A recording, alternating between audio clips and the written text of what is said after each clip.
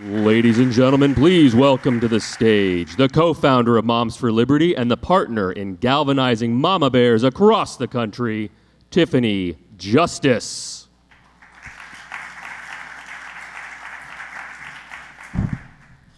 Sorry about that. Good afternoon. Thank you so much to Marissa and PragerU for having me here today. We did galvanize moms. In 2016, I was a stay-at-home mom. We had a family business, and I decided to run for school board. I had 4 children in 3 different public schools.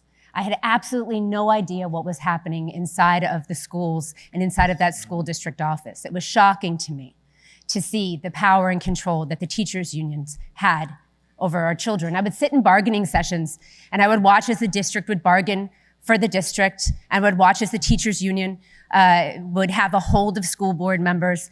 And I would wonder to myself, and I would ask, who's bargaining for the kids?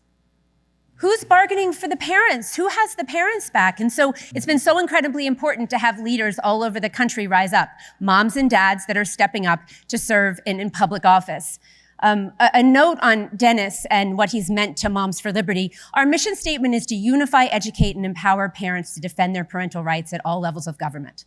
What I've seen about parents and these issues that they're struggling with and that our children are being indoctrinated in our schools is the fact that it's not that they're scared to talk about these things. They oftentimes don't know how to talk about these issues. How do you approach a school or a teacher that is telling your child that they may have been born in the wrong body?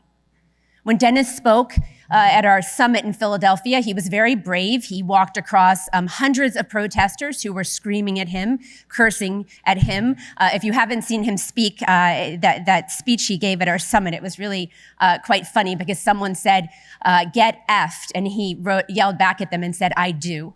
And and it was just such a moment of honesty from him. He was so funny. And he also shared that night because it's very interesting. If you don't know, I'm going to depart from what I wrote because it was so striking to me. We had a newsletter that one of our Indiana chapters wrote. And in that newsletter, they quoted Hitler.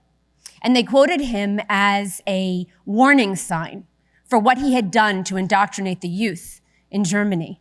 And the left took that and they said, oh, look, Moms for Liberty supports Hitler. They're quoting Hitler. No one believed that those moms supported Hitler.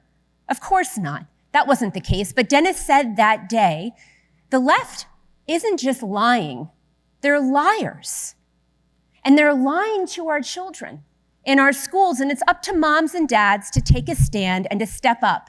And not just moms and dads. I say to all of you, I'm sure very important people who have very important jobs, who have accomplished a lot in your lives, the time is now to dig back down into your communities and to serve in local office.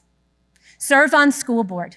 Serve on your library committee. Get involved in your city council or your county commission. Because as Donald Trump reduces the control of the federal government over our lives, he's giving power back to the people. We have to be ready to receive it. We need to stand up and reclaim our communities and reclaim our schools. I watched in horror at the young people in our colleges screaming and chanting horrible things about Jewish people. It was shocking to me. But what I am always reminded of by my friend James Lindsay is that the issue is never the issue. It is always the revolution. When the people stood outside of our summit, these young people, so misguided, they were the democratic socialists, the young communists. I had a young man, I take all of the interviews at Moms for Liberty from college kids and high school kids. I'm a mom of 4. And I had a young man who interviewed me the other day about the books, this horrible graphic sexual content that's demoralizing our children in schools, that parents get up at school board meetings, they start to read from the book, and the school board members can't bear to hear the words out of an adult's mouth. It's not appropriate for a school board meeting, but it's appropriate for my child. And so I just say to all of you, the time is now to stand up, to take our power back. These young people are misguided. As I said, this young man that I'm speaking to, he asked me about the books. We're chatting. And at the end of the interview, he says, I just want you to know I disagree with everything you stand for. I said, wow, everything I stand for. And he had been a little prickly in the interview, but I have teenagers, so it was fine. And I said, everything I stand for, really? You don't think there's anything we agree on? And he said, oh, no. He said, "You don't understand, Mrs. Justice. I'm a communist." I said, "How old are you?" And he said, 17. I said, "Wow, 17 and you're a communist. You know that communism has killed over 100 million people in the past 100 years.